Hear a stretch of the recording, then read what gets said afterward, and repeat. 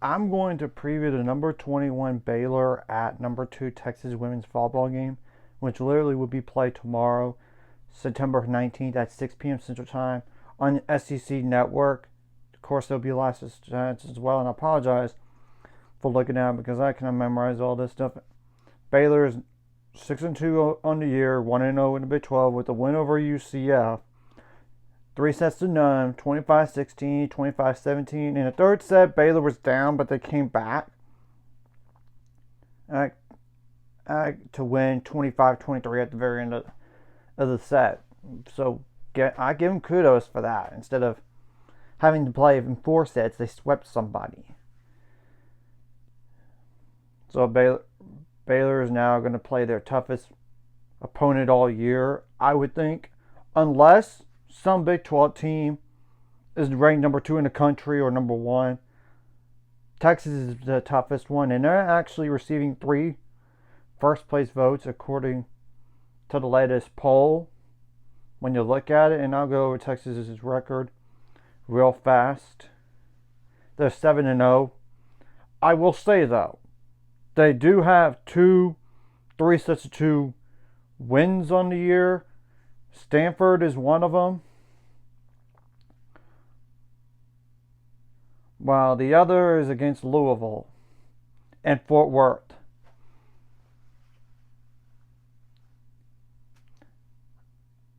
So this team is definitely, the Texas team is definitely better than last year.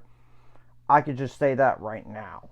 And I get that Texas did lose at home a few times a year ago, but I think this team for Texas is better, especially how they started. But it doesn't mean they're invincible by any means, because I do still don't see them going unbeaten or anything like that.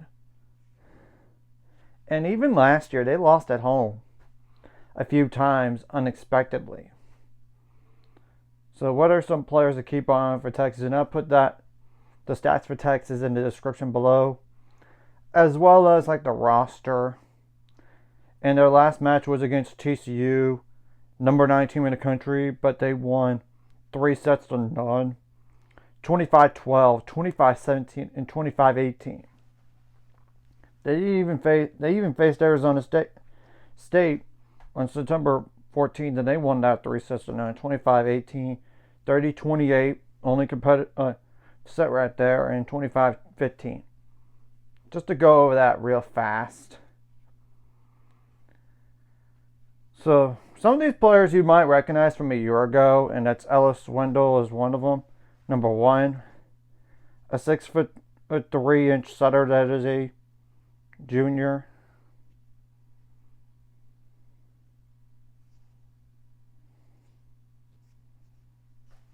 "11 kills on 31 attempts with 7 attacking errors, 220 assists already on the year, 2 service aces, 6 service errors, 47 digs, 13 blocks, 2 solo, and 1 ball handling error." There's Emma Halter, number 2, a 5'5" libero that is a senior. No kills on 3 attempts with no attacking errors. 46 assists. 5 service aces, 5 service errors, 6 receiving errors, 91 digs. That's it. Then there's Rella Benny, a 5'10" setter that is a sophomore. No kills on 1 attempt with no attacking errors. 46 assists. 3 service aces, 1 service error, 33 digs. That's it. Now the leader in kills is Tori Stafford, number 4. A 6'2" outside hitter that is a junior. 110 kills on 252 attempts, which is the most on the team. 30 attacking errors, which that's tied for most on the team as well. 2 assists, 9 service aces, most on the team. 4 service errors, 8 receiving errors, which is most on the team. 84 digs, 5 blocks, 1 solo. That's it. There's Aiden Ames, number 5, a 6'4" middle blocker that is a sophomore.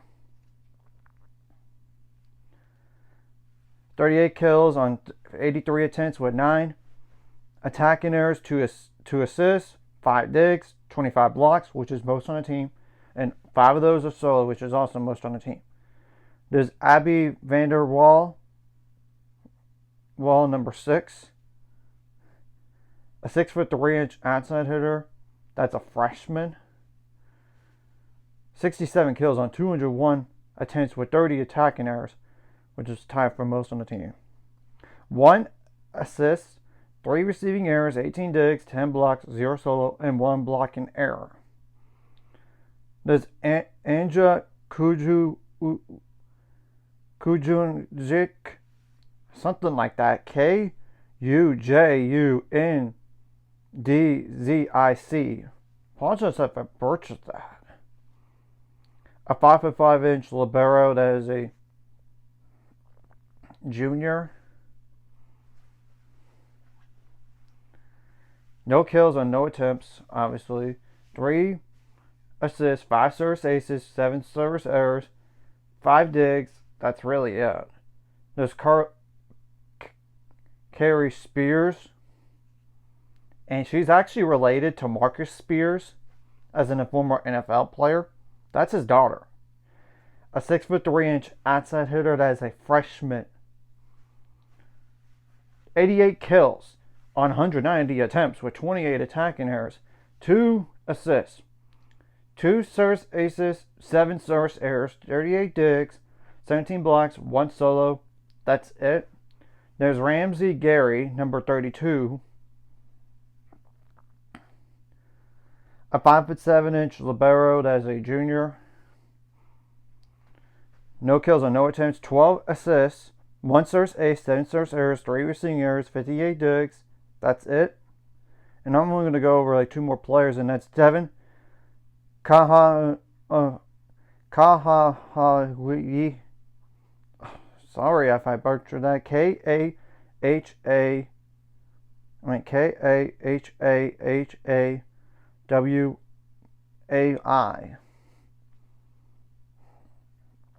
A 6'4" outside hitter that is a senior. 18 kills on 54 attempts with 6 attacking errors, 1 assist, 2 digs, 8 blocks, 2 solo, 1 ball handling error. And the last one is Naya Bunton, number 55. A 6'3" middle blocker that is a redshirt sophomore. 17 kills on 49 attempts with 7 attacking errors, 6 digs, 21 blocks, 2 solo, and that's it. And the crazy thing is, she's second most on blocks for the team, despite only playing 19 sets all year, out of a total of 26. I do not know the injury status for Texas going into this match. I do know for Baylor, there's still no Kendall Murphy since game number 1 in set 1.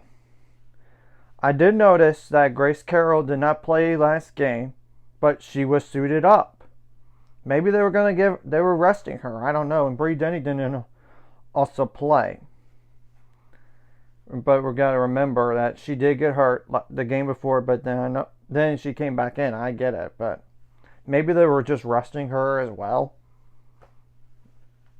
So we're going to have to wait and see about this. And I would say across the board, there is more pressure on Texas going this game than you. They're at home. They're expected to win. So just come out with absolute gunfire and no pressure. Take big swings and give them your best shot. And make adjustments on the fly, both offensively and defensively. No, not just like from set 1 to set 2, like not just set to set to set, but during those sets. If you're dealing with adversity like you did against UCF in that 3rd set, try to be the more mentally tougher team and come back and play your game. I mean, and obviously you need to keep your composure. You do not need to get the Texas fans into your head. Be more mentally tough and mentally ready. You are prepared for this type of environment. You played Florida at Florida. And I get Florida is not as good as Texas. But at least you dealt with a true road environment instead of just a neutral site against SMU. And obviously, you did play Texas A&M as as a exhibition game beforehand. So you are more than prepared for this type of opponents going into this game. Though Texas is definitely the best one up to this point, and perhaps all year long, given it's on the road against a top 10 team, let alone a top 2 team in the country.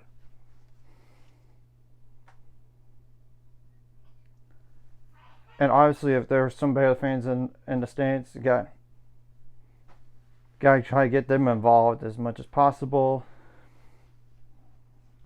If you have a lead during the set, try to keep it. And let's put them in pressure situations and all this. And we got to win some long rallies because it does make a difference during the set sometimes, or even the match in general. And sometimes your best defense comes from your serving, so you got to serve better on the road than you did against last time when you played a ranked team on the road, and that was Florida. You got to serve better than that, and you did that against UCF. So and whatever you did right last game, you got to bring in this game. Whatever you did wrong last game, you got to correct for this game. That's another thing across the board, of course, for both those keys I said. Like I said, you got to try to dig every ball and extend the rally and force over passes. If it happens, you got to take advantage and don't give them like free errors like a rotation error, a football, a service error. I'm just saying. Or a net violation or illegal back row attack. And you got to communicate well in this type of match, whether it's like not just vocally, but Hansenal-wise. Because what if you can't hear your teammates? I'm sure Ryan McGuire's staff are trying to prepare for what if it's really loud during the match as well. You got to have your blocking step up as much as possible. And if you could tell where they're going to go with the ball, try to shut it down. And obviously, you have to adjust your hands sometimes, so the ball doesn't necessarily have to go out of bounds on their side of the net.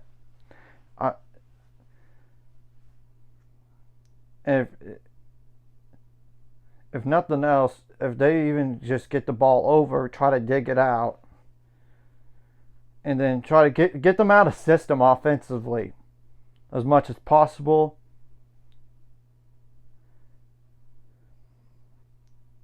And like force them to do like free balls, and do not try to give them like overpasses, because they will try to take advantage of it.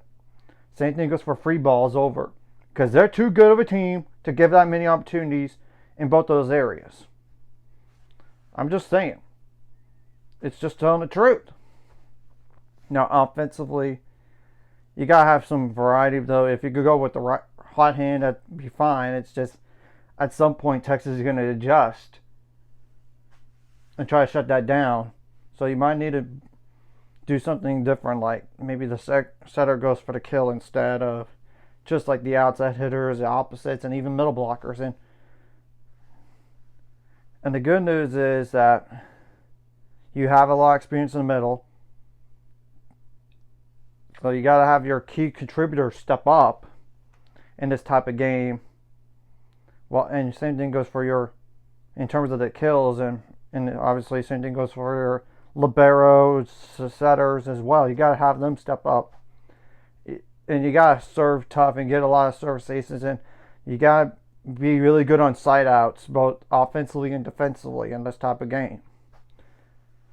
And let's not try to do what TCU just did, as in get swept if possible, and do not lose the first set like TCU did in that first. I mean, 25-12. That's not competitive at all. And no matter what, you're going to learn where you're at as a team going into the Big 12, because this is the last non-conference match, by the way, for Baylor. And the same thing goes for Texas in a way. But they have been battle tested when you look at their schedule. They play Wisconsin. They play Creighton. They play Stanford, Louisville, Arizona State, and TCU. The only team that's not ranked that they played is Rice, and they actually gave up the first set. But the match was on the road to Rice. Then Texas won the next 3 sets. And caused chaos in this type of match. And literally, like I said, you have no pressure going into this match. The rest advantage is maybe a minimum for Baylor, but not by much, because Texas played literally the next day. And Baylor had to travel from Orlando, Florida to back to Waco, and now they had to go on the road to Texas. And Texas has been at home for a while now. Or really in the state of Texas since September 7th. I mean, like literally right after that Rice game on September 4th or something like that, up to this point, they've been at home. And yes, I know Louisville was a neutral site, but that's close to home field advantage as possible. Just give your best shot, and I still expect Baylor to be ranked no matter what happens here. Win or lose. Obviously a win, they're definitely staying ranked. It's more like how much will they move up. Even if they lose, Baylor should still be ranked, because look at their quality losses. I mean, they have like 3 sets of 2 losses in there to SMU in Florida. And I know Baylor's never gone into Texas and won there, but there's always the first time for everything. Just give your best shot, see what happens, and learn from this game. So anyways, if you like this content, hit the like, subscribe button. See you guys later on the road to 800 subscribers. Close up to my goal is 1,000 more. So my this course like video. Comment video really helps YouTube algorithm. Some more people see it. Sharing the video does help as well. Some more people could watch. And if you're watching and subscribe, hit subscribe button, hit the notification bell as well. And I could not have done this preview earlier because literally Texas played last night against TCU. So there's nothing I could do about that. I just wanted to give the most up-to-date stats on Texas, and literally I had to just do it today instead of before they played even that game. If it was like Thursday then Friday, I would have done the stats before that Thursday game. But since it's like a day in between, I have to try to do it really quick on this